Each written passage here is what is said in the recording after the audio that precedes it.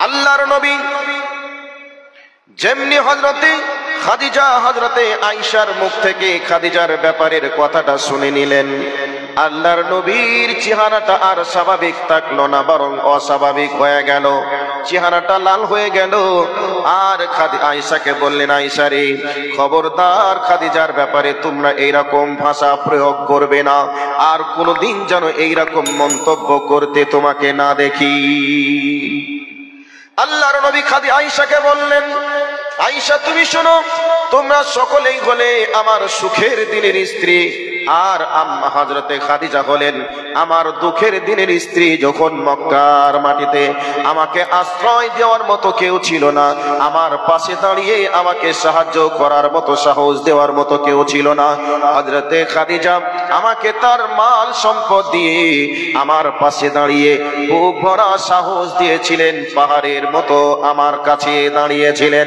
অতএব আয়েশা, খবরদার খাদিজার ব্যাপারে তোমরা এইরকম মন্তব্য করবে না। আল্লাহর নবীর ভাষা হযরতে আয়েশা রাদিয়াল্লাহু তাআলা আনহা তিনি বুঝতে পারলেন, এবং আয়েশার ব্যাপারে কিছু কথা তিনি জানতেও চাইলেন। ইয়া রাসূলুল্লাহ, খাদিজার ব্যাপারে এইরকম আমাদের জানা ছিল না, বরং আপনি আর একটু আমাদের জানিয়ে দিন। আল্লাহর নবী আরো কিছু জানিয়ে দিলেন, এটা আমার বিষয় নয়। এবার আমি যেটা বলতে চাচ্ছি ভালো করে শুনে নেন।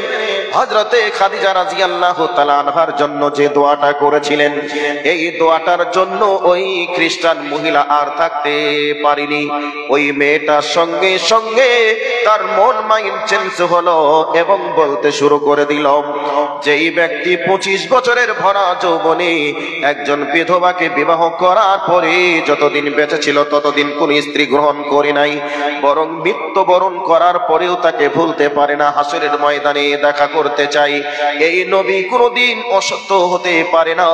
নিশ্চয় এই নবী মহান নবী, এর চরিত্র অনেক উন্নত মানের, কাজে এই ধর্ম সঠিক। আমি আর অন্ধকারের জামানায় অন্ধকারে আর থাকতে চাই না, বরং আমি এক্ষুনি কালেমা পড়ে মুসলমান হয়ে সেই নবীর আদর্শকে গ্রহণ করতে চাই। আমার ভাই, আমার বন্ধুরা, আমার মা খালা বোনেরা, ভালো করে কান করে শুনে নিন। ওই মেয়েটি একটা মসজিদে চলে গেল, ইমাম সাহেবকে গিয়ে বলল, আমি কালেমা পড়ে আমি মুসলমান হতে চাই, আমি হলাম লিসা ভ্যালেন্টাইন্স, আমি এই ডিপার্টমেন্টের চাকরি করি, আমাকে এক্ষুনি কালেমা পড়ে মুসলমান বানিয়ে দেন। কালেমা পড়ে মুসলমান হয়ে গেলেন। জোরে বলুন নারে তাকবীর। শুধু তাই নয়, এই অবস্থায় মেয়েটার উপরে এবার নামাজ ফরজ হলো, ইসলামের পর্দার বিধান পর্দা ফরজ হয়ে গেল। পরের দিন ওই মেয়েটা যখন অফিসে যাচ্ছে ডিউটি করার জন্য, তখন ওই মেয়েটা তার চেহারাকে হিজাব দিয়ে ঢেকে আবৃত করে ওই অফিসে ডিউটি করার জন্য যেতে শুরু করলো। দারোয়ান বলল, তুমি কে? দারোয়ানকে বলল, আমি হলাম লিসা ভ্যালেন্টাইন্স। এবার জিজ্ঞাসা করলো, তুমি তো খ্রিস্টান ধর্মের মেয়ে, এতদিন পর্যন্ত তোমার পরনে কোনোদিন হিজাব দেখেনি, বোরখা দেখেনি, তবে আজকে তোমার পরনে কেন হিজাব, কেন তোমার পরনে বোরখা, তুমি বলো। ওই মেয়েটা তখন বলতে শুরু করলো, এতদিন আমি ভুল ধর্মের অনুসারী ছিলাম, এবার আজকে আমি সঠিক ধর্ম পেয়েছি, যেই ধর্মের মানুষেরা আমাদের কাপড় খুলে উলঙ্গ করে মজা নিতে চায়, আর যেই ধর্ম কাপড় পরিয়ে নারীদেরকে সম্ভ্রম রক্ষা করে নারীদেরকে সম্মানের চেয়ারে বসাতে চাই, তিনি হলেন নবী মুহাম্মদুর রাসূলুল্লাহ সাল্লাল্লাহু আলাইহি ওয়াসাল্লামের নীতি আদর্শ আমাকে মুক্ত করেছে, কাজে আমি ইসলাম কবুল করে মুসলমান হয়েছি। আর সেই ধর্মে আমাদের জন্য পর্দার বিধানকে ফরজ করেছে। কাজে এবার দারোয়ান বলল, আমাকে পারমিশন নিতে হবে, অফিসে ঢুকতে দেওয়া যাবে কি যাবে না, পারমিশন নিতে হবে। পারমিশন নেওয়া হলো, অফিস থেকে সিগন্যাল দেওয়া হলো, না না, রেড সিগন্যাল হয়ে গেল, তোমাকে আর অফিসে ঢুকতে দেওয়া যাবে না। ওই মেয়েটি বলেছিল, যদি ইসলামকে নিয়ে আমাকে বাঁচতে হয় ইসলাম নিয়ে বাঁচবো, আর যদি মরতে হয় ঈমান নিয়ে ইসলামকে বুকে লালন করেই মরবো, কাজে আমাকে চাকরি ছাড়তে হয় চাকরি ছেড়ে দিব, আর ইসলামের পর্দার বিধান ফরজ, পর্দাকে আর ছাড়বো না। দেখুন তো, ইসলামকে জানার পরে ইসলাম কবুল করলো, ওই মেয়েটা চাকরি ছাড়লো, কত রকমের টর্চার, কত রকমের নির্যাতন সহ্য করতে হলো, এরপরেও সেই ব্যক্তি ইসলাম থেকে দূরে সরে যায় নাই। আমার ভাই, আমার বন্ধুরা, আজকে আমরা মুসলমান দাবি করি, মুসলমান ঘরে সন্তান হওয়ার পরে আমরা ইসলাম ধর্ম কি, ইসলাম কি বলেছে এটা আমরা জানি না, ইসলাম কিভাবে পালন করতে হয় তাও জানি না।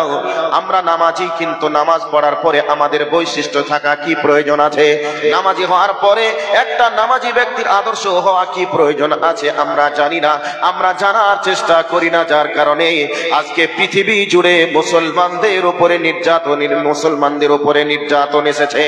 আল্লাহ রাব্বুল আলামিন সূরাতুল বাকারার মধ্যে বলেন, আফাতুমিনুনা বিবাযিল কিতাবি ওয়া তাকফুরুনা বিবায।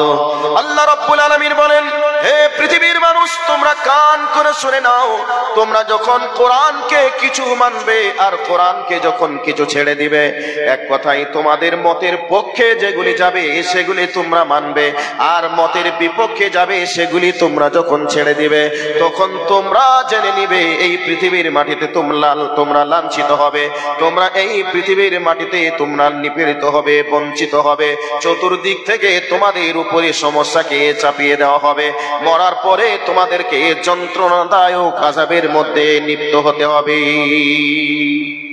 আমার ভাই, আমার বন্ধুরা, আজকে তাম পৃথিবী মুসলমানরা লাঞ্ছিত, বঞ্চিত, নিপীড়িত। মুসলমানদেরকে মারছে, কাটছে, পিচ পিচ করে কাটছে, মুসলমানদের রক্ত নিয়ে হুলি খেলছে, মুসলমানদের বাড়ি ঘর গুলিকে বুলডোজার দিয়ে ভেঙে দেওয়া হচ্ছে, মুসলমানদের মসজিদ মাদ্রাসা গুলিকে জিসিবি লাগিয়ে দিয়ে, বুলটার লাগিয়ে দিয়ে ভেঙে খান খান করিয়ে দেওয়া হচ্ছে। শুধু এই ভারতেই নয়, তাম পৃথিবীর দিকে একটু আপনারা নজর দিয়ে দেখুন, এই সমস্যা তাম পৃথিবীর বুকে চলছে। এগুলা চলছে কেন? আল্লাহ রাব্বুল আলামিন তার প্রেসক্রিপশন দিয়েছেন, হে পৃথিবীর মানুষ, তোমরা যখন কোরআনকে কিছু মানবে আর কোরআনকে যখন কিছু ছাড়বে, তখন তোমরা দেখবে লাঞ্ছিত হবে, অপমানিত হবে, তোমাদেরকে মারবে, তোমাদেরকে কাটবে, তোমাদেরকে পিচ পিচ করবে। আজকে আমরা আমাদের মন যেগুলি চাই, আমাদের মন যেগুলি মানতে বলে সেগুলিকে আমরা মানি, আর মনের বিপক্ষে যেগুলি যায় সেগুলিকে আমরা মানি না। এবার বলবেন কথাটা কেমন হলো? জি, আপনাদেরকে এই আয়াতের যদি একটা একটা করে পয়েন্ট যদি শুরু করে দিই, তাহলে কয়েক ঘন্টার সময়ের প্রয়োজন হবে। আমি সামান্য আপনাদেরকে কয়েকটি স্মরণ করিয়ে দেওয়ার জন্য বলছি, শুনে রাখুন। আমরা মুসলমান, নামাজ পড়তে হয়, নামাজ আমরা পড়ি, তবে নামাজ যেভাবে পড়তে হয় সেভাবে আমরা নামাজ পড়ি না। রাসূল বলেছেন, সাল্লু কামা রাআইতুমুনি উসাল্লি, তোমরা নামাজ পড়ো ওইভাবে যেভাবে তোমরা আমাকে নামাজ পড়তে দেখেছো। আজকে মুসলমান নামাজ পড়ে, নামাজ পড়ার পরে ওই নামাজের ভিতরে রাসূলের পদ্ধতি নেই। রাসূলের পদ্ধতি অনুযায়ী যেভাবে নামাজি হওয়ার প্রয়োজন ছিল সেভাবে বর্তমান সময়ের নামাজি আমরা নই।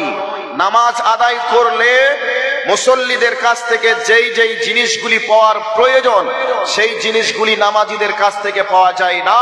তার মানে ওই ব্যক্তি নামাজ পড়ে রাসূলের পদ্ধতিতে নামাজ না পড়ার অপরাধে, নামাজ না পড়ার কারণে ওর নামাজ আল্লাহর দরবারে কবুল হয় না বলেই আজকে তার ভিতরে সেই নামাজিদের বৈশিষ্ট্য খুঁজে পাওয়া যায় না। সম্মানিত উপস্থিতি, নামাজ আমরা কখন পড়ি?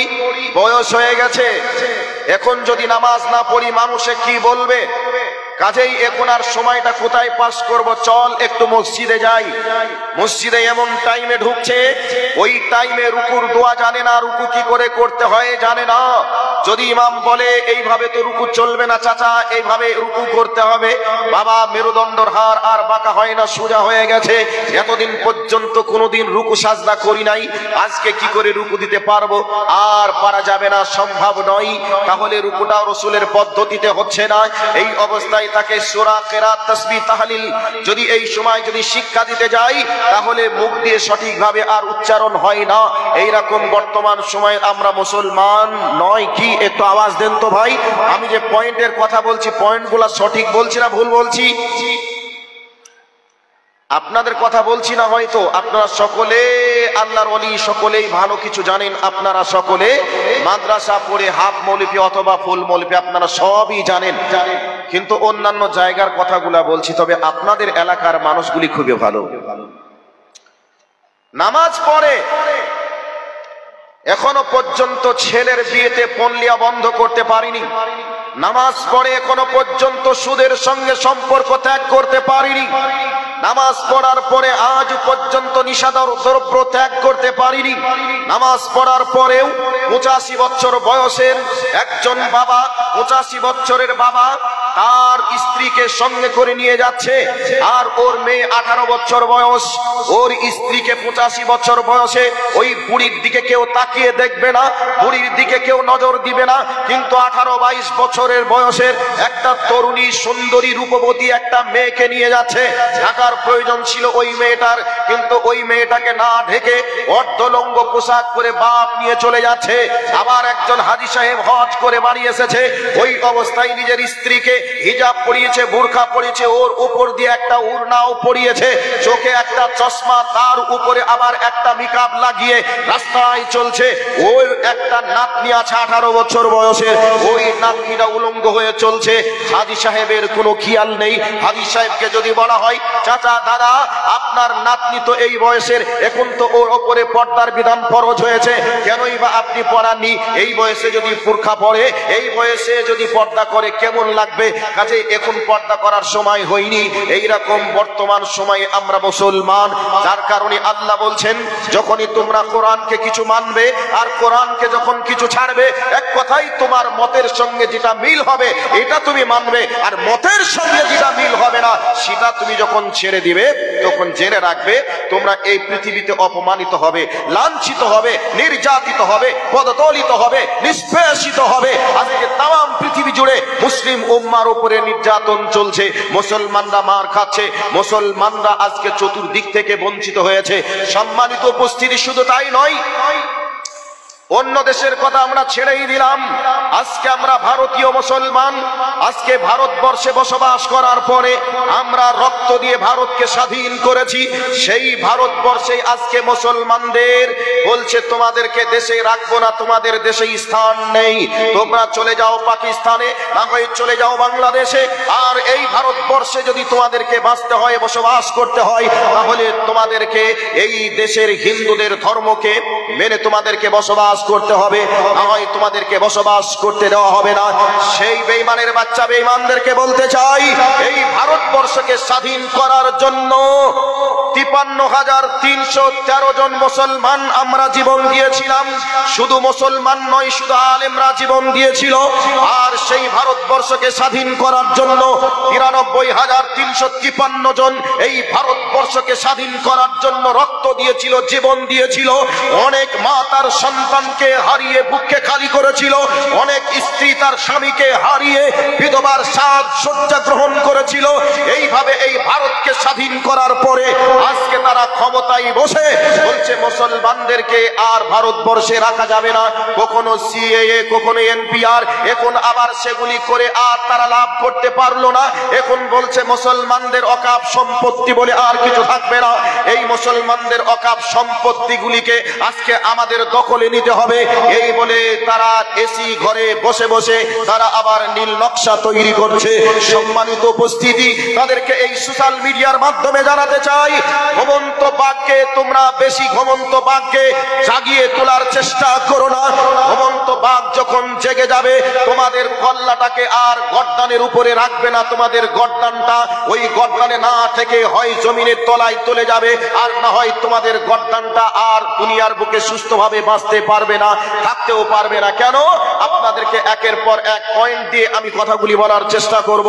এবার ওদেরকে যেটা বলে দিলাম, এগুলি করার পিছনে কারণ কি আপনাদেরকে একটু বলছি, শুনে রাখুন। দোষটা তাদের এটা নয়, দোষটা তাদের এটা নয়, তাদের দোষের থেকে বড় দোষ আমাদের। এবার বলবেন কেন? মনে করে নেন আপনার হাতে একটা মোবাইল আছে, এই মোবাইলগুলি আমরা যখন কিনি, ওই মোবাইলের ভিতরে কোনো কিছু কি লোড করা থাকে? মোবাইল একবারে ক্লিন, যার যেটা প্রয়োজন সে সেটাকে ডাউনলোড করে মোবাইলের ভিতরে রেখে দেয়। আচ্ছা, যার যেটা প্রয়োজন সে সেটা রেখে দিল, তবে ডাউনলোড করতে তাকে সময় দিতে হয়েছে, সময় লেগেছে।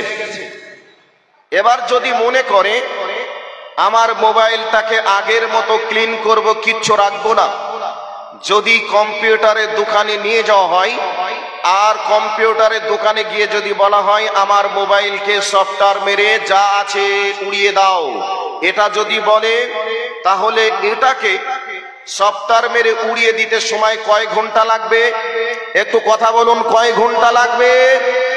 সময় 1 ঘন্টাও লাগবে না, 2 ঘন্টাও লাগবে না, 2-1 মিনিটেই যথেষ্ট। মোবাইল ক্লিন, আর কোনো কিছু নেই। শুনে রাখুন, যেই আল্লাহ এই জমিনের মালিক, যেই আল্লাহ আমাকে আপনাকে এই পৃথিবীর সমস্ত নিয়ামত দিয়ে আমাকে আপনাকে বাঁচিয়ে রেখেছেন, সেই আল্লাহর আনুগত্য করার জন্য আমরা দুনিয়াতে এসেছি। আর আল্লাহ আমাদেরকে সৃষ্টি করার উদ্দেশ্য, পিছনে উদ্দেশ্য হলো ওয়ামা খালাকতুল জিন্না ওয়াল ইনসা। আল্লাহ বলেছেন তোমরা আমার জমিনে গিয়ে আমার ইবাদত করবে। আমরা আল্লাহর জমিনে আসার পরে আল্লাহর ইবাদত করলাম না, আমাদের উপরে সেই আল্লাহ অসন্তুষ্ট হয়ে অত্যাচারীদেরকে ক্ষমতায় বসিয়েছে। আর এই অত্যাচারীরা ক্ষমতায় বসার পরে তারা কারুর কাছে আর আঘাত করব এ কথা না বলে কেবলমাত্র আমাদের উপরেই তারা টর্চার করার সুযোগ পেয়েছে। কেন? আমরা মুসলমান, আমরা আল্লাহকে, আল্লাহর গোলাম, আর সেই আল্লাহর গোলামি থেকে, দাসত্ব থেকে আমরা মুখকে ফিরিয়ে নিয়েছি, আল্লাহর সংবিধান থেকে আমরা দূরে চলে গিয়েছি। এই জন্য আল্লাহ সুবহানাহু ওয়া তাআলা তাদেরকে এই ক্ষমতায় বসিয়ে আমাদেরকে তাদের হাত দিয়ে পিটানি খাওয়ার ব্যবস্থা করেছে। এবার বলবেন এগুলি কোথায় আছে? সব আছে কোরআন হাদিসে। আল্লাহ সুবহানাহু ওয়া তাআলা পবিত্র কোরআন সূরা রাদ 11 নম্বর আয়াতে আল্লাহ সুবহানাহু ওয়া তাআলা তিনি বলছেন, ইন্নাল্লাহা লা ইউগাইয়িরু মা বিকাউমিন হাত্তা ইউগাইয়িরু মা বিআনফুসিহিম। এই আয়াতের লাস্টে অংশে আল্লাহ সুবহানাহু ওয়া তাআলা আরেকটা চমৎকার কথা বলেছেন। আল্লাহ বলছেন, আমি কোন জাতিকে, কোন ব্যক্তিকে আমি পরিবর্তন করি না যতক্ষণ তারা তাদের পরিবর্তন না করে। আমরা মুসলমান, আমরা নামাজি ছিলাম, আমরা মুসলমান, আমরা সত্য কথা বলনেওয়ালা ছিলাম, আমরা মুসলমান মানে আমাদের মেয়েদেরকে পর্দায় রেখেছিলাম, আমরা মুসলমান, আমরা সুদ খাইনি, আমরা মুসলমান, আমরা হারামে মুখ লাগাইনি। এবার আপনারা বলুন, আমরা মুসলমান হওয়ার পরে সুদের সঙ্গে আপোষ করেছি, আজকে আমাদের নারীদেরকে আমরা পর্দায় রাখতে চাই না। আমরা মুসলমান, নামাজ ত্যাগ করেছি, আমরা মুসলমান, আজকে সমস্ত রকমের অন্যায়ের সঙ্গে আপোষ করেছি, যার কারণে আমাদের পরিবর্তন আমরা করেছি বলেই আজকে আমাদের পরিবর্তন এসেছে। আর আমরা যখন মুসলমান, আমরা কালেমা পড়তাম, সত্য কথা বলতাম, এই অবস্থায় বিশ্বের সমস্ত মানুষেরা মুসলমানদের প্রতি, মুসলমানদের ব্যবহারে আকৃষ্ট হয়ে তারা জিজ্ঞাসা করত তোমরা কারা? তখন তারা বলতো আমরা মুসলমান। যদি জিজ্ঞাসা করতো তোমরা কারা, তারা উত্তর দিত আমরা মুসলমান। তোমরা কি করো? তখন বলতো কোরআনে যা আছে তাই করি। কোরআনে কি আছে? আমরা যেটা করছি এটাই কোরআনে আছে। এই বাস্তবতা যখন দেখতো তারা বলতো এটা তো সাধারণ কোনো মানুষের দেওয়া গাইডলাইন হতে পারে না, এটা সাধারণ কোনো মানুষের ব্যবহার হতে পারে না, নিশ্চয় এটা অসাধারণ কিছু আছে। কাজেই তারা এই ব্যবহারে মুগ্ধ হয়ে তারাও ইসলামের সুমহান আদর্শ দেখে তারা দলের পর দল ইসলাম কবুল করেছিল। সম্মানিত উপস্থিতি, মুসলমানদের ব্যবহার, মুসলমানদের চরিত্র, মুসলমানদের ঐতিহ্য দেখে তারা দলের পর দল ইসলাম কবুল করেছিল। মুসলমানদেরকে কেউ আবার যদি কোনো সময় হুমকি দেওয়ার চেষ্টা করত, মুসলমানদের কালচার দেখে, মুসলমানদের ব্যবহার দেখে, মুসলমানদের ঈমানি তেজ দেখে তাদের শরীর থরথর করে কাঁপতে শুরু করত, ভাইব্রেশন হয়ে যেত। মুসলমানদের ব্যবহার দেখে, মুসলমানদের ঈমানি তেজ দেখে তাদের শরীর থেকে থরথর করে কেঁপে হাত থেকে তরোয়ার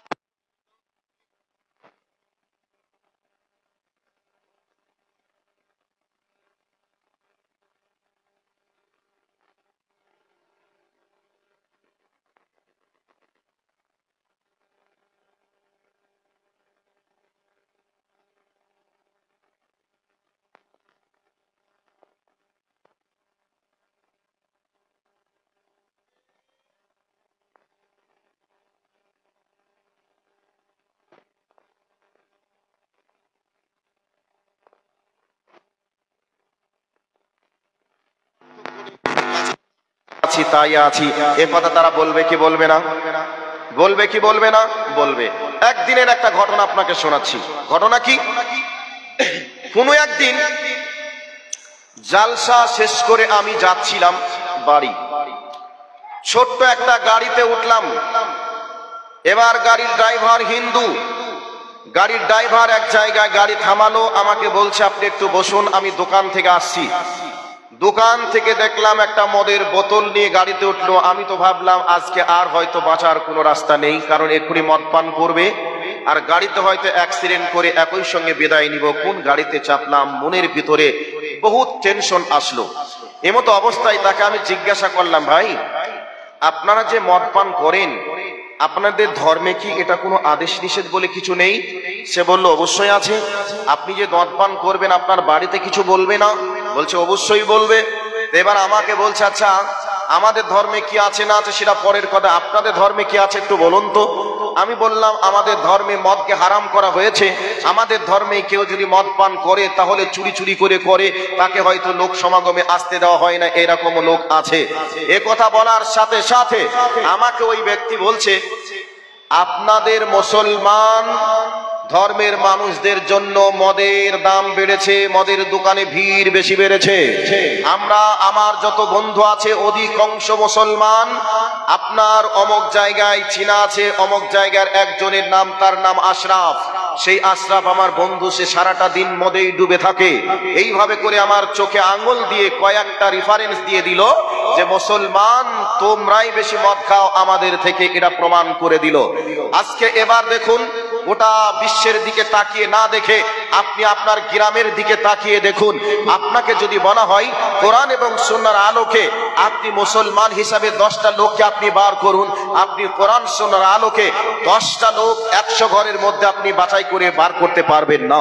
কেন? মুসলমানদের যে শিষ্টাচার, মুসলমানদের যে কালচার, মুসলমানদের যেগুলি হওয়ার প্রয়োজন ছিল সেগুলি আজকে মুসলমানদের ভিতরে নেই। যার কারণে আজকে আল্লাহ সুবহানাহু ওয়া তাআলা ওই বেঈমানের বাচ্চা বেঈমানগুলিকে ক্ষমতায় বসিয়েছে আমাদেরকে পিটিয়ে সাইজ করার জন্য।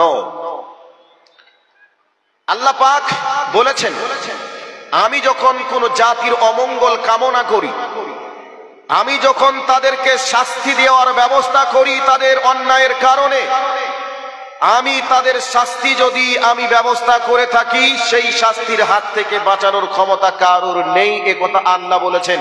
কোথায় আছে? সূরা রদ 11 নম্বর আয়াতটা খুলে দেখবেন, তাফসীর সহ পড়ে দেখবেন।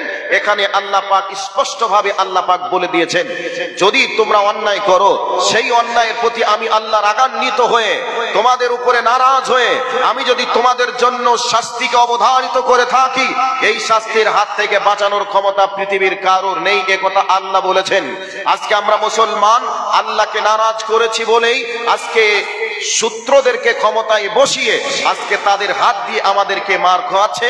আর আরশ থেকে আল্লাহ পাক, আরশে আজিম থেকে আল্লাহ সুবহানাহু ওয়া তাআলা তিনি ফেল করে দেখছে, দর্শকের ভূমিকা পালন করছে। সম্মানিত উপস্থিতি, এবার আপনাদেরকে কোরআনের এই আয়াতটাই বললাম যে একের পর এক যদি বলতে চাই সময়টা অনেক লেগে যাবে। এবার একটা হাদিস আপনাদেরকে শোনাচ্ছি। এই কোরআনের আয়াত থেকে আমরা বুঝলাম যখন আমরা ইচ্ছা মতো কোরআন হাদিসকে মানবো, মনে চাইবে মানবো, মনে চাইবে না ছেড়ে দিব, এমনটা যখন চলবে তখন আমরা লাঞ্ছিত হব, অপমানিত হব, নির্যাতিত হব, নিষ্পেষিত হব, মার খাবো। এটা আল্লাহর কোরআন বলছে। আজকে আমরা তার বাস্তবতা আমরা খুঁজে পাচ্ছি, আমরা দিনের আলোর মতো পরিষ্কার আমরা দেখছি। একটা আয়াত আপনাদেরকে দিয়ে বর্তমান সিচুয়েশনকে একটু বোঝানোর চেষ্টা করলাম। এবার একটা হাদিসে চলে যাচ্ছি। আল্লাহর নবী বলছেন তারাকতু ফীকুম আমরাইন লান তাজিল্লু মা তামাসসাকতুম বিহিমা কিতাবাল্লাহি ওয়া সুন্নাত রাসূলি। আল্লাহর নবী বলছেন হে আমার উম্মতের দল, আমি আর তোমাদের মাঝে বেশি দিন থাকবো না, চলে যাব। অতএব আমি তোমাদের কাছে 2টি জিনিস রেখে যাব। একটা হলো আল্লাহর কোরআন আর একটা হলো আমি নবীর হাদিস। আমরা বিভিন্ন দলে দলে বিভক্ত হয়ে গেলাম, বিভিন্ন দলে দলে বিভক্ত হয়ে গেলাম, মানে এখান থেকে বোঝা গেল কোরআন এবং হাদিস থেকে দূরে চলে গেছে। যদি কোরআন এবং হাদিসকে এক জায়গায় করে দেওয়া হয় আর কোরআন এবং হাদিসকে যদি মেনে চলা হয়, পৃথিবীতে এত দল থাকবে না, পৃথিবীতে এত মত থাকবে না, আর মুসলমানদের মাঝে এত ডিভাইডেড থাকবে না। আজকে আমরা মুসলমান দাবি করার পরে এক মুসলমান অপর মুসলমানকে আমরা কাফের ফতোয়া দেই, একজন মুসলমান অপর মুসলমানকে জেলে পাঠিয়ে দেওয়ার চেষ্টা করি, এক মুসলমান অপর মুসলমানকে আমরা দেশ থেকে তাড়িয়ে দেওয়ার পিছনে ভূমিকা পালন করি। বন্ধুরে, বিশ্বনবী আমার ১৫০০ বছর পূর্বে বলেছেন, ওরে আমার উম্মতের দল, তোমরা যতদিন আল্লাহর কোরআনকে আর আমি নবীর হাদিসকে ধরে থাকবে, ততদিন তোমরা ডিভাইডেড হবে না, ততদিন তোমরা পথহারা হবে না, ততদিন তোমরা অপমানিত হবে না। আজকে আমরা মুসলমান বিভিন্ন দলে, বিভিন্ন গোত্রে, বিভিন্ন মাযহাবে, বিভিন্ন ফরকাতে আমরা বিভক্ত হয়ে গেছি, আর এক অপরের পিছনে আমরা কাফের ফতোয়া দেওয়ার চেষ্টা করছি। শুধু তাই নয়, এবার আমাদেরকে এই হাদিস থেকে শিক্ষা আবারও নিতে হবে। বিভিন্ন দলে বিভক্ত হয়ে যাওয়ার অপরাধে আজকে জানো গোটা পৃথিবী জুড়ে মুসলমানদের উপরে নির্যাতন নেমে এসেছে, মুসলমানদেরকে মারছে, কাটছে, পিচ করছে, আর মুসলমানরা আজকে ফুটবলের মতো করে ব্যবহার হচ্ছে। এবার বলবেন মাওলানা সাহেব, এই জায়গা থেকে আমাদের বাঁচার উপায় কি? এখান থেকে বাঁচার কি কোনো পথ আছে, কোনো কি রাস্তা আছে? এবার রাস্তা হলো আল্লাহর দেওয়া কোরআন মতো আমাদেরকে জীবন ধারণ করতে হবে, রাসূল যা বলেছে রাসূলে চলতে হবে।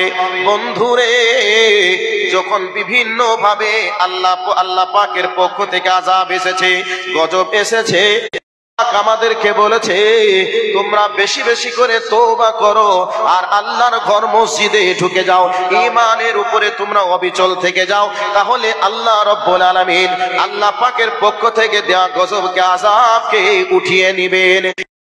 তারপরে একের পর এক বাস্তবতার দিকে দৃষ্টি আকর্ষণ করার চেষ্টা করব।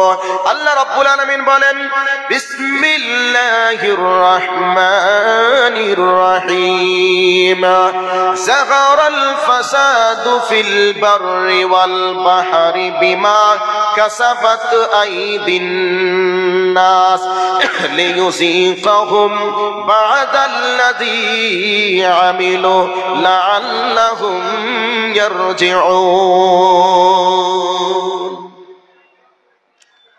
ভাইয়া, পরীক্ষা যখন আসে তিনটে জিনিস সাথে আসে।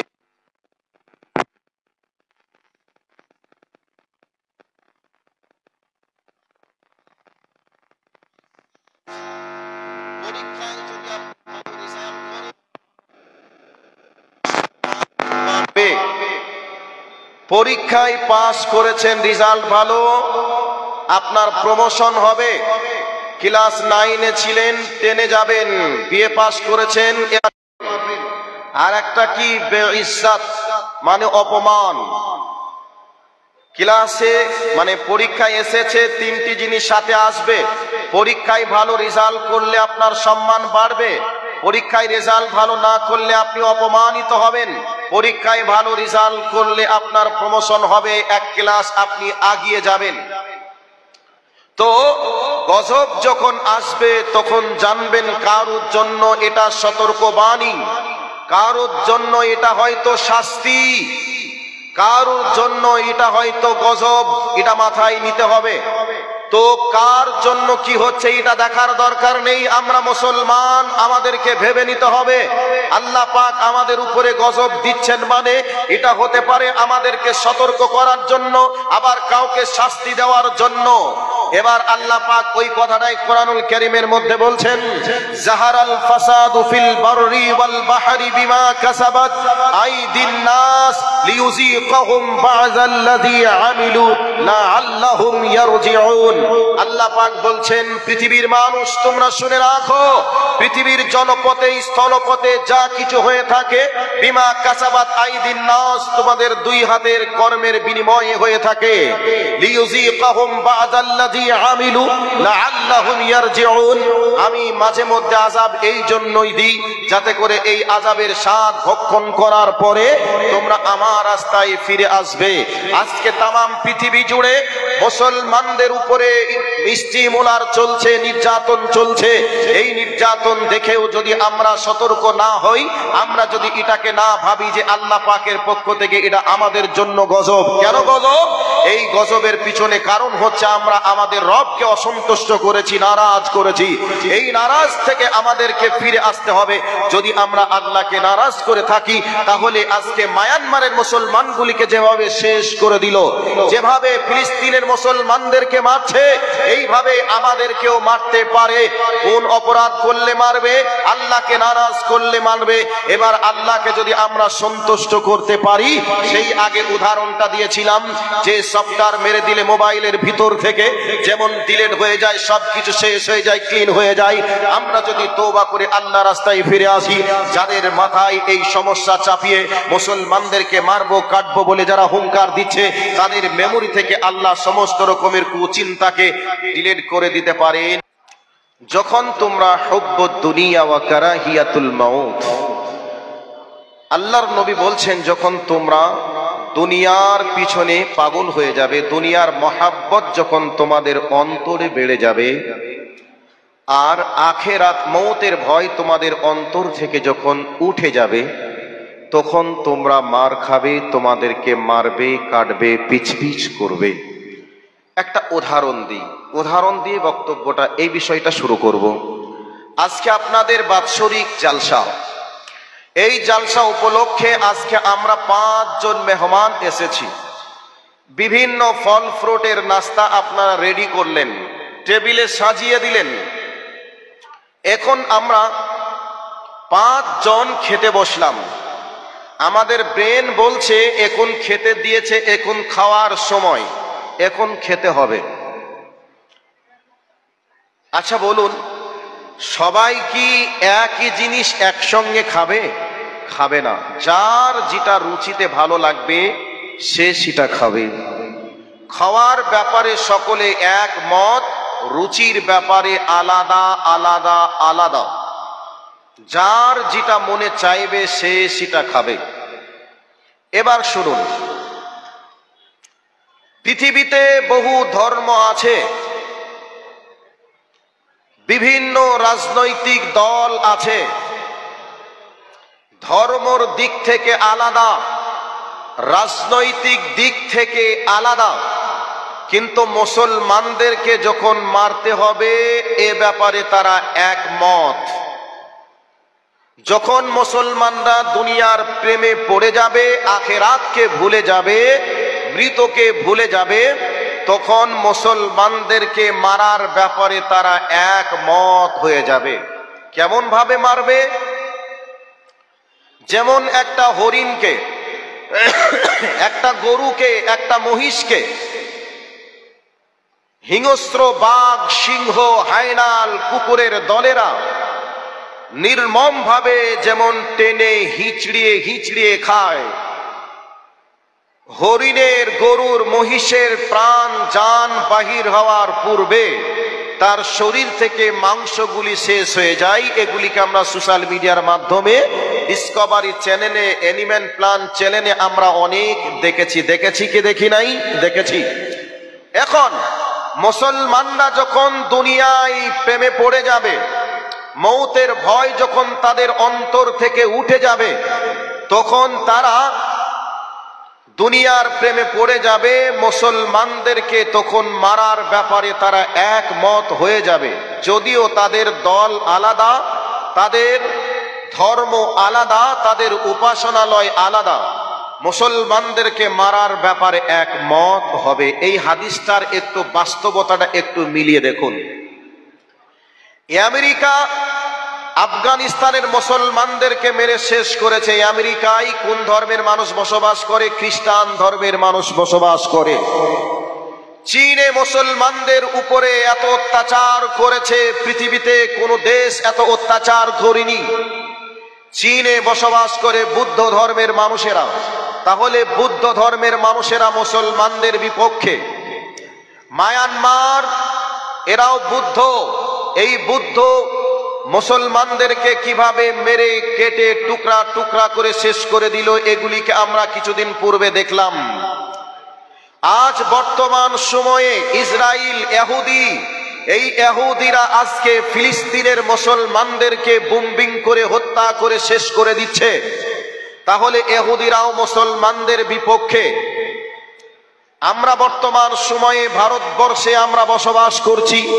এই ভারতবর্ষে বিভিন্ন দলের মানুষ বসবাস করে, বিভিন্ন ধর্মের মানুষ বসবাস করে। তবে এই ভারতবর্ষের সব ধর্মের মানুষ মুসলমানদের সূত্র এটা নয়। যারা বিশেষ করে আরএসএস, শিবসেনা, বজরং, এরা যারা আছে, এরা মুসলমানদের বিপক্ষে। এরা মুসলমানদেরকে মারার জন্য সদা সর্বদাই তারা চেষ্টা করে, প্রশিক্ষণ তারা দেয়। এগুলিকে আমরা সোশ্যাল মিডিয়ার মাধ্যমে দেখছি। বিশ্বনবী 1400 বছর পূর্বে যেইভাবে হাদিসগুলি বর্ণনা করেছেন,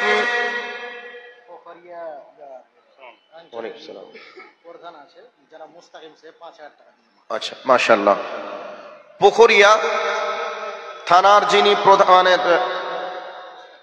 জনাব মুস্তাকিম সাহেব, তিনি প্রধান, তো তিনি আপনাদের এই মাদ্রাসার জন্য 5000 টাকা দান করেছেন। মাশাআল্লাহ, জাযাকাল্লাহ খায়রান জাযা ফিদ দুনিয়া ওয়াল আখিরা। আল্লাহুম্মা সাল্লি আলাইহি, আল্লাহুম্মা বারিক আলাইহি ফি আহলিকা ওয়া মালিকা। আয় আল্লাহ, ওনার নেতৃত্বর পাওয়ারকে তুমি বাড়িয়ে দাও। কাজে ঈমান এবং আমলে জিন্দেগি যাপন করা তৌফিক তুমি দান করো। ন্যায় ইনসাফের সহিত যাতে করে উনি ওনার পঞ্চায়েতকে চালাতে পারে, সে তৌফিক তুমি দান করো, আমিন। ওনার আত্মীয় স্বজন যারা চলে গেছে সবার কবরের শাস্তিকে তুমি মাফ করো, বলি আমিন।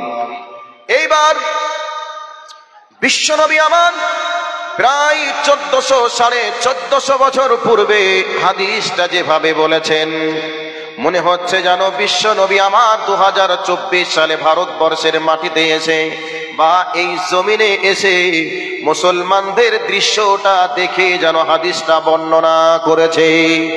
দিনের আলোতে যেমন পরিষ্কার দেখা যায়, সবকিছু বাস্তবতা যেমন মিলে যায়, বিশ্বনবী আমার 1400 বছর পূর্বে যা বলেছেন, আজকে 1400 বছর পরে আমরা সবকিছু বাস্তবে দেখতে পাচ্ছি।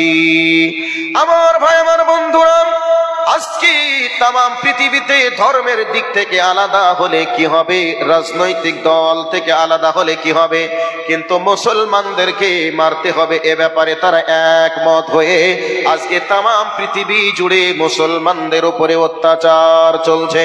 মুসলমানদেরকে মারছে, মুসলমানদেরকে পিচ পিচ করে কাটছে।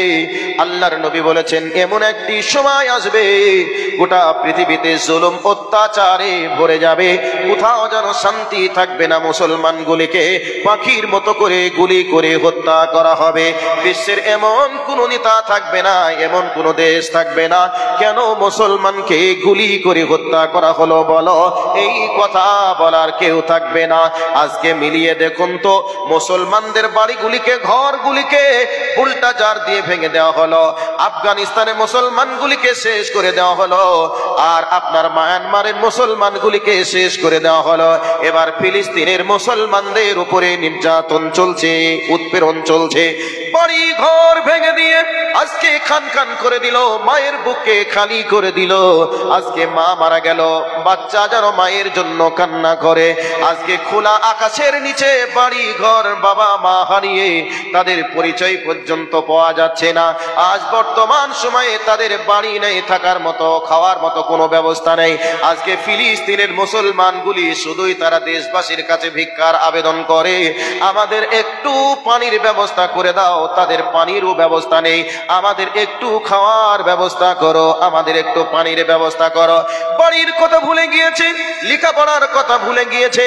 আজকে জীবনে বাঁচার জন্য জীবনে কষ্ট থেকে নিবারণ পাওয়ার জন্য শুধু একটু পানি আর একটু খাবারের জন্য তারা অপেক্ষা করছে, আর্তনাদ করে কাঁদছে।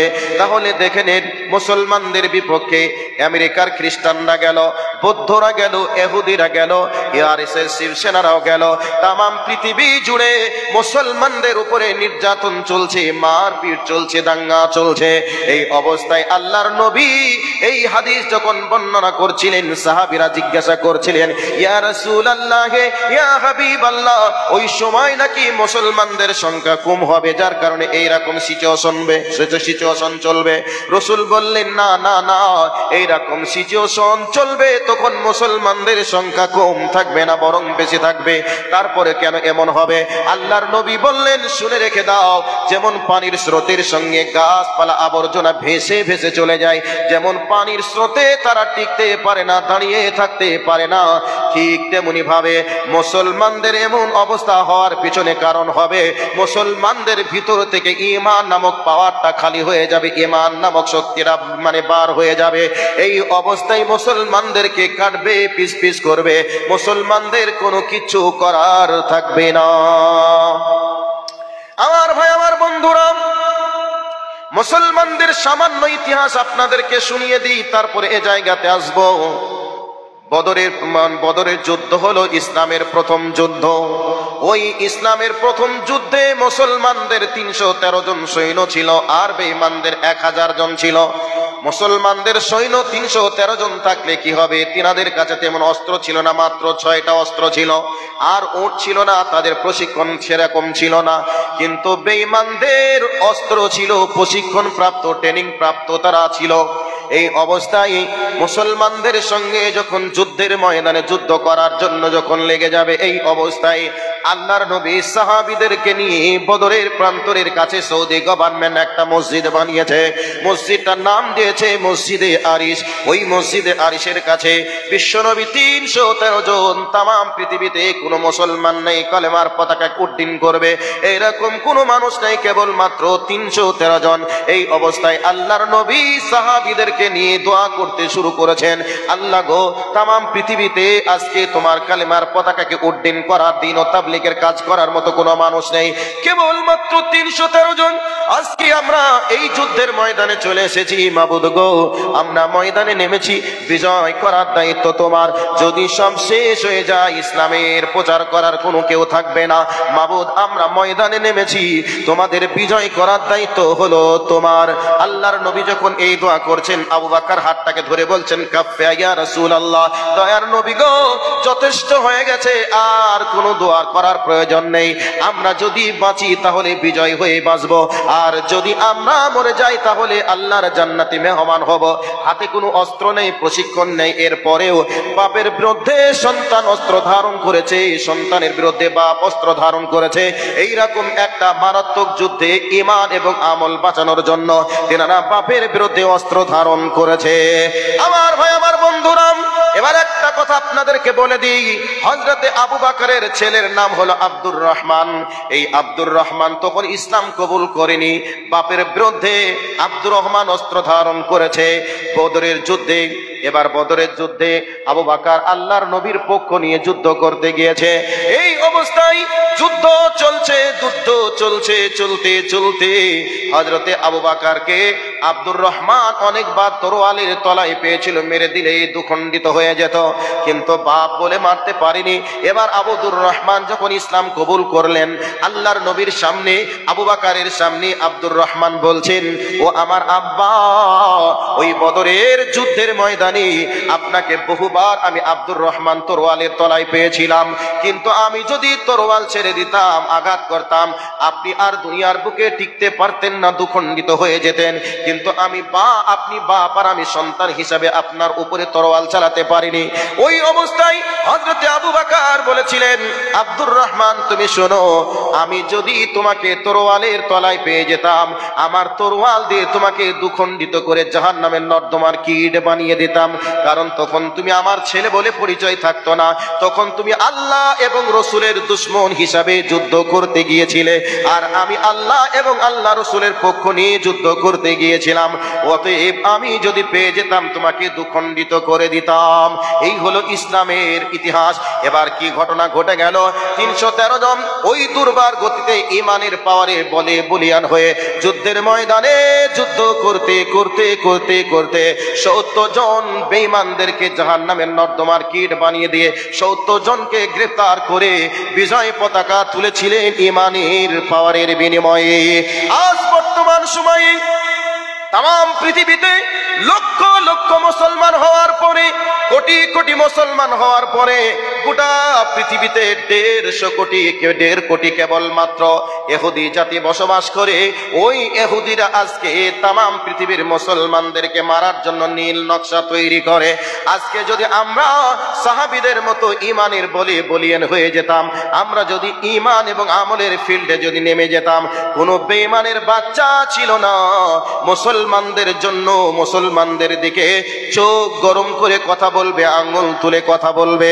যদি আমল থেকে দূরে চলে যাওয়ার কারণে তাদেরকে আমাদের উপরে বসিয়ে দিয়ে তারা আমাদেরকে দিন রাত মারছে, কাটছে, পিচ পিচ করছে। কয়দিন আগে সে বেটা মনে করেছে মুসলমানদেরকে এখনো চিনতে পারিনি, সে বেটা মনে করছে যে এটাও হয়তো সিনেমা।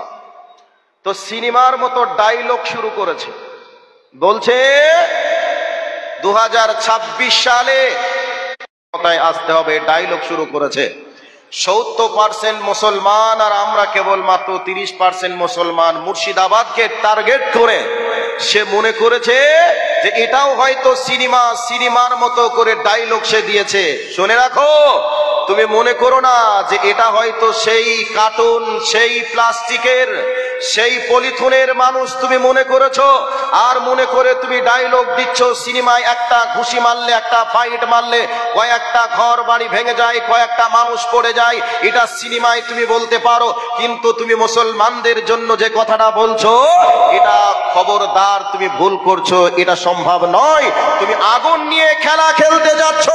আগে একটা কথা বলেছি, ঘুমন্ত বাঘকে যদি জাগিয়ে তুলো তাহলে ওই ঘুমন্ত বাঘের খাপ্পড় এমন হবে, ছবল এমন হবে, যেই ছবলে তোমাকে এমন একটা ঝাপটা মারবে, এমন একটা হাতা মারবে তোমার মুখের উপরে, তোমার মুখটা আর মুখ থাকবে না, তোমার মুখটা আর দেখাতে পারবে না।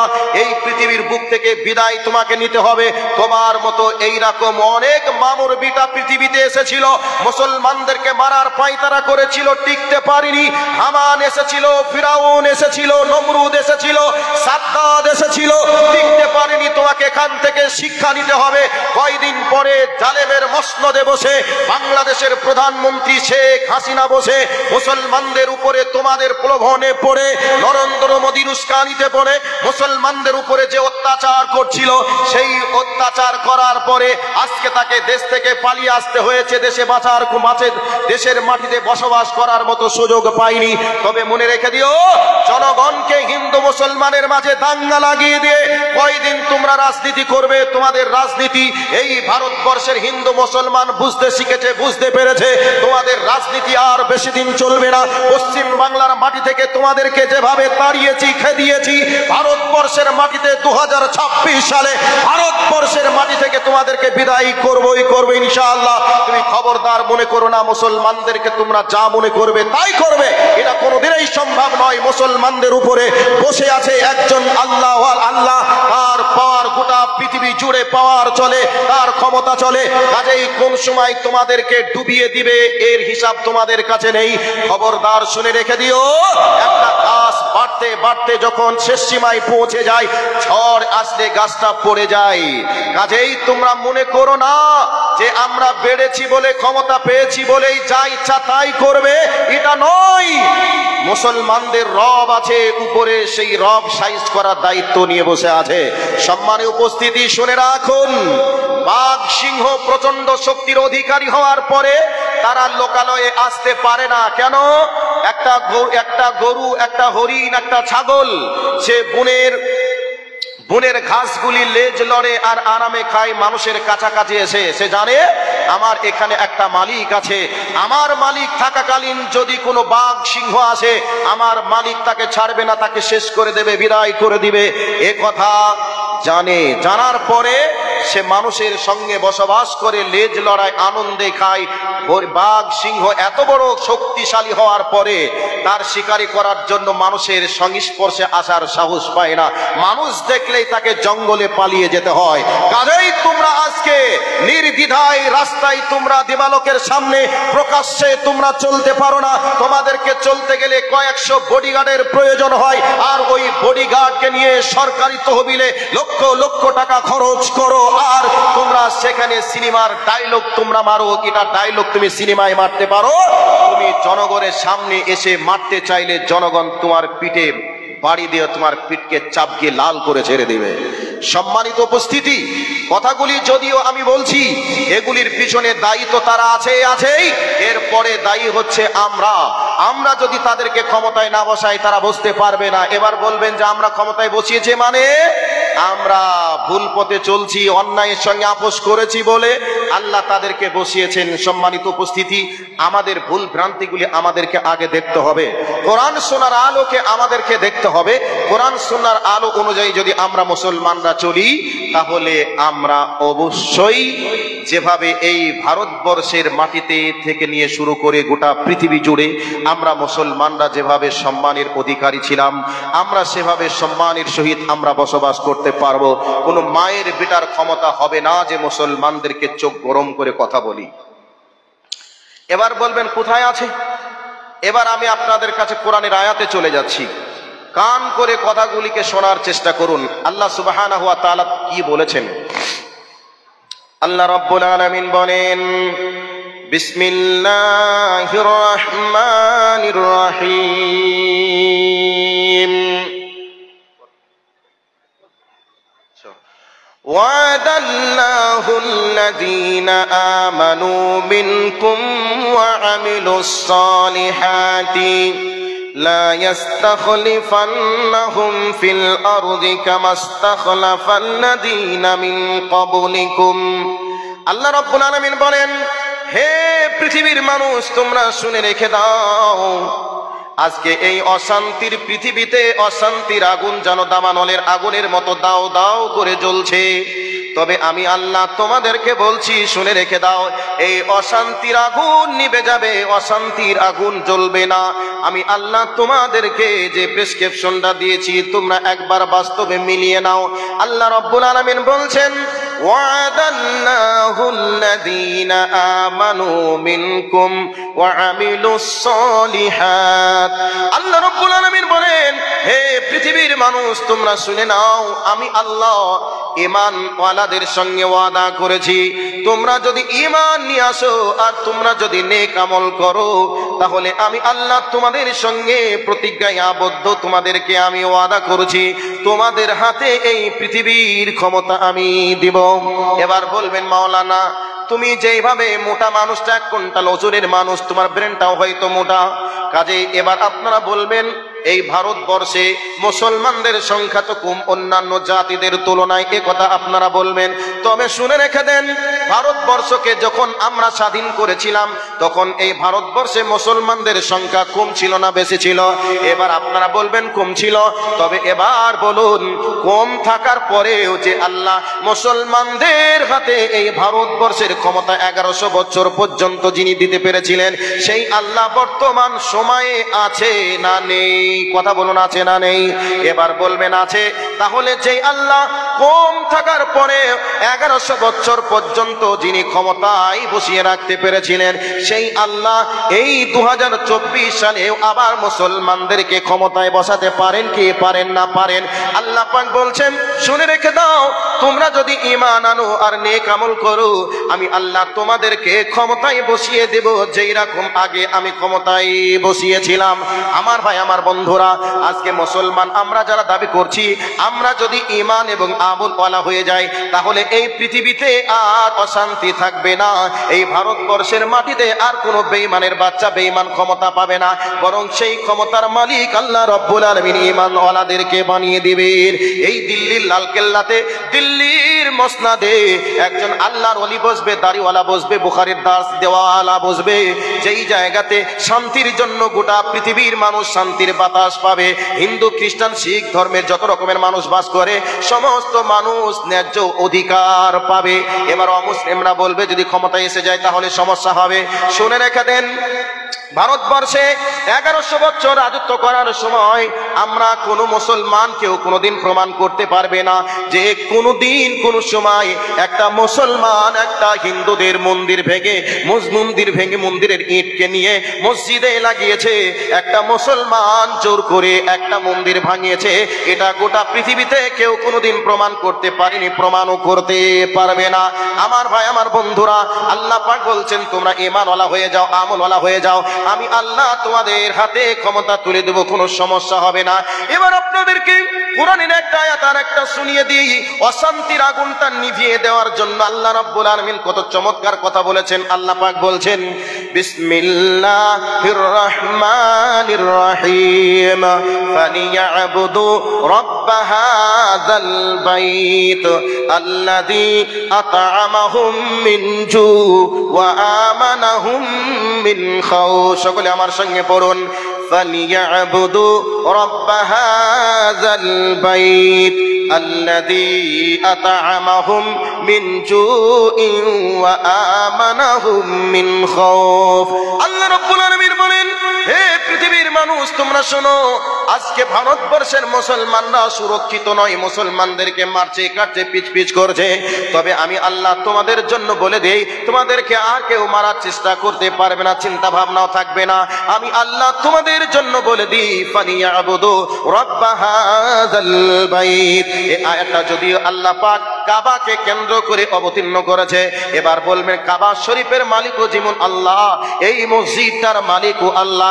তামাম পৃথিবীতে যত মসজিদ আছে সমস্ত মসজিদের মালিকও আল্লাহ।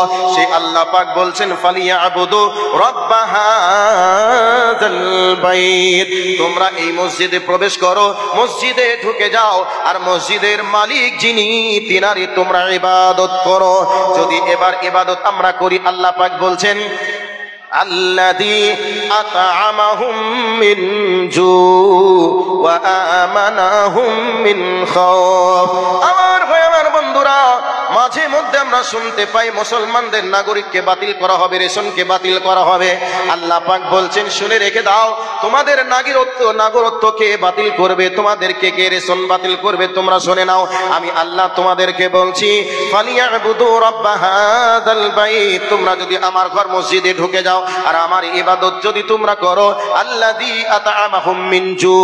আল্লাহ পাক বলছেন, শুনে রেখে দাও, তোমাদের যখন ক্ষুধা লাগবে, অভাব আসবে, আমি আল্লাহ ওই সময় তোমাদেরকে খেতে দেব। অভাব আসলে তোমাদের অভাবকে পূরণ করব। ওয়া আমানাহুম মিন খাউফ। তোমাদেরকে যখন মারবে, কাটবে, পিস করবে বলে হুঙ্কার দেবে, ওই অবস্থায় আমি আল্লাহ নিরাপত্তা দান করব। এবার বলুন তো, যদি আল্লাহ নিরাপত্তা দেয়, কেউ কি কিছু করে নিতে পারবে? ভাইয়া, এতগুলো মানুষ আপনারা আমার উপরে রাগান্বিত হয়ে এখন আপনারা হুঙ্কার দিতে লাগলেন। কোথায় নদিয়ার মাটি থেকে এসে প্রায় 400 কিলোমিটার দূর থেকে এসে গলাবাজি করছো, তোমার মেরে চাবকি লাল করে দিব, পিঠের চামড়া রাখবো না, খান খান করে দেবো, এই বলে হুমকি দিচ্ছেন। এমতো অবস্থায় আসমান থেকে আল্লাহ যদি বলে দেয়, একবার মেরে দেখ কি করতে পারি, একবার মেরে দেখ, একবার গায়ে হাত দে, তারপরে তোদের কি করি আমি দেখে নিই। এ কথা যদি আল্লাহ বলে দেয়, কারোর বাবার ক্ষমতা হবে আমার দিকে চোখ গরম করে তাকাতে? কারোর বাবার কি ক্ষমতা হবে আমার গায়ের একটা চুলকে হিলাতে? পশ্চিম কালেও সম্ভব নয়। তো আল্লাহ পাক বলছেন, তোমরা যদি আমার ইবাদত করো আর আমার ঘর মসজিদে ঢুকে যদি যাও, আমি আল্লাহ তোমাদেরকে অভাবের সময় আমি তোমাদেরকে অভাব পূরণ করব। তোমাদের ক্ষুধা লাগলে আমি আল্লাহ খেতে দিব। শুধু তাই নয়, তোমাদেরকে ভীতু সন্ত্রস্ত করলে আমি আল্লাহ তোমাদের এই অবস্থায় নিরাপত্তা দান করব। তো আল্লাহ এমন নিরাপত্তা দান করবেন, পৃথিবীর কারোর কোনো ক্ষমতা হবে না চোখ গরম করে তাকাতে, আঙ্গুল তুলে কথা বলতে। শুধু আজকে বর্তমান সময়ে আমরা মুসলমান হওয়ার পরেও আল্লাহর সঙ্গে সম্পর্ক কেটেছি, আল্লাহর সঙ্গে সম্পর্ক ছেড়েছি, যার কারণে আজকে মুসলমানরা মার খাচ্ছে, মুসলমানদের উপরে অত্যাচার চলছে। আর আমরা এক দিক থেকে আমরা বলি আমাদেরকে অন্যান্য জাতিরা মারছে, আরে তারা তো অন্যায় করছেই করছে, তাদেরকে আল্লাহ পিটানোর জন্য নিযুক্ত করেছে আমাদের অপরাধের কারণে। কাজেই আমরা যদি অপরাধের রাস্তাগুলিকে বন্ধ করে দিই, আজই আমরা শান্তির বাতাস আমরা পাবো ইনশাআল্লাহ। আল্লাহর নবী হযরত মুআজ বিন জাবালকে আল্লাহর নবী বলছেন, হে মুআজ বিন জাবাল, খবরদার লা তাতরুকা। আল্লাহর নবী বলছেন, হে মুআজ, খবরদার ফরজ নামাজ ত্যাগ। তুমি যদি ত্যাগ করো, আল্লাহর সঙ্গে তোমার সম্পর্ক কেটে যাবে, নষ্ট হয়ে যাবে। আজকে আমরা মুসলমান তৌহিদকে ছেড়েছি, আল্লাহর তৌহিদকে ভুলে গিয়েছি। আজকে আমরা বিভিন্ন দলে বিভক্ত হয়েছি, সাথে সাথে আজকে আমরা নামাজ ত্যাগ করেছি। আমরা নামকে অস্তে মুসলমান, আমরা কোরআন হাদিসের সংজ্ঞা অনুযায়ী আমরা মুসলমান নই। আমরা মুখের দাবিতে মুসলমান, কর্মের ভিত্তিতে আজকে আমরা ইহুদি খ্রিস্টানদের থেকেও আমরা বড় শয়তানে পরিণত হয়েছি। সম্মানিত উপস্থিতি, আমরা কোরআন এবং সুন্নাহর আলোকে আমরা ফিরে আসি। আমাদের কোরআন এবং সুন্নাহ হচ্ছে আমাদের জন্য গাইডলাইন। আমরা যদি কোরআন সুন্নাহকে আমরা যদি গাইডলাইন হিসাবে আমরা যদি মেনে নিতে পারি, ইনশাআল্লাহ এই পৃথিবীতে কোনো এই পৃথিবীতে কোনো জুলুম থাকবে না, কোনো অত্যাচার থাকবে না, কোনো স্বৈরাচার থাকবে না। এই পৃথিবীতে শান্তির বাতাস আমরা আবার পাবো। শুধু আমাদেরকে আল্লাহ ওয়ালা হয়ে যেতে হবে। এক শ্রেণীর মানুষের প্রশ্ন থাকতে পারে যে, মৌলভী সাহেব, আজকে আমাদের জন্যই বলছেন অশান্তির আগুন জ্বলছে, তাহলে যারা অশান্তি লাগাচ্ছে তাদের জন্য তো কিছু বলছেন না। আরে ভাই, শুনে রেখে দেন, আল্লাহর নবী বলছেন এই দুনিয়াটা মুমিনদের জন্য জেলখানা, বেঈমানদের জন্য দুনিয়াটা হলো জান্নাত। মুমিনরা দুনিয়াতে এসেছে মানে বর্তমান দুনিয়া মুমিনদের জন্য জেলখানার মতো। তাহলে জেলখানায় গিয়ে ব্যক্তিগত কোনো স্বাধীনতা চলে? কথা বলুন, চলে? জেলখানায় কোনো আসামি নিজের ইচ্ছা মতো চলতে পারে না। জেলখানায় যেভাবে রাখে তাকে সেভাবেই থাকতে হয়। কাজেই আমরা এ দুনিয়ায় জেলখানাতে বসবাস করছি। আল্লাহ এবং আল্লাহ রসুল যেভাবে আমাদেরকে চলতে বলেছেন সেভাবে আমাদেরকে চলতে হবে। আর বেঈমানদের জন্য দুনিয়াটা হলো জান্নাত। জান্নাতে কোনো বিধিনিষেধ থাকবে না, যা মন তাই করবে, যেখানে মন সেখানে যাবে, যা ইচ্ছা তাই খাবে। তাই বেঈমানরা এই দুনিয়াতে তারা যা ইচ্ছা তাই করে, যা মন তাই বলে, যেখানে মন সেখানে তারা যায়। এই জন্য তো নিজের কোলের বাচ্চাকে কোলে না নিয়ে কুত্তার বাচ্চাকে তারা কোলে নেয়। নিজের বাচ্চাকে আদর করে মুখে চুম্মা না দিয়ে তারা কুত্তার বাচ্চার মুখে চুম্মা দেয়। আজকে তারা সভ্যতার দাবি দেখাতে গিয়ে আজকে তারা কুকুরের সঙ্গে তারা অকাজ করতেও তারা দ্বিধাবোধ মনে করে না। আজ বর্তমানে সিচুয়েশন আপনাদেরকে বলছি। সম্মানিত উপস্থিতি, লম্বা টাইম ধরে কথাগুলি বলার প্রয়োজন ছিল, কিন্তু অসমাপ্ত বক্তব্য সমাপনী দেওয়ার জন্য অগচ্ছিত বক্তব্যকে কিছু গুছাতে গিয়ে কেটে গেছে, এদিক ওদিকে চলে গেছে।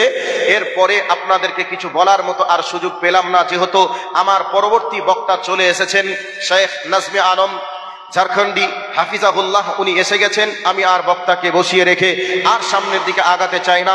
সর্বশেষ আপনাদের কাছে আমার আন্তরিক অনুরোধ একটাই, আমরা প্রত্যেকেই চেষ্টা করব ফরজ নামাজ পড়া। বলুন ইনশাআল্লাহ।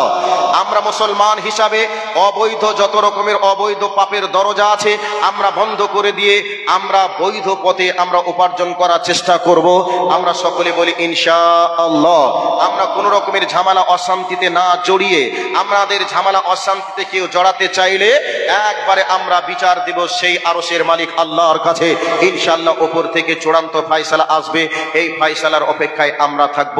আল্লাহর কাছে দোয়া, আমাকে সহ যারা এখানে উপস্থিত সকলকে কোরআন এবং সুন্নাহ থেকে আমাদেরকে শিক্ষা গ্রহণ করা তৌফিক দান করো। সকলে বলি আমিন। ওয়া আখির দাওয়ানা আনিল হামদুলিল্লাহি রাব্বিল আলামিন। আসসালামু আলাইকুম ওয়া রাহমাতুল্লাহি ওয়া বারাকাতুহু।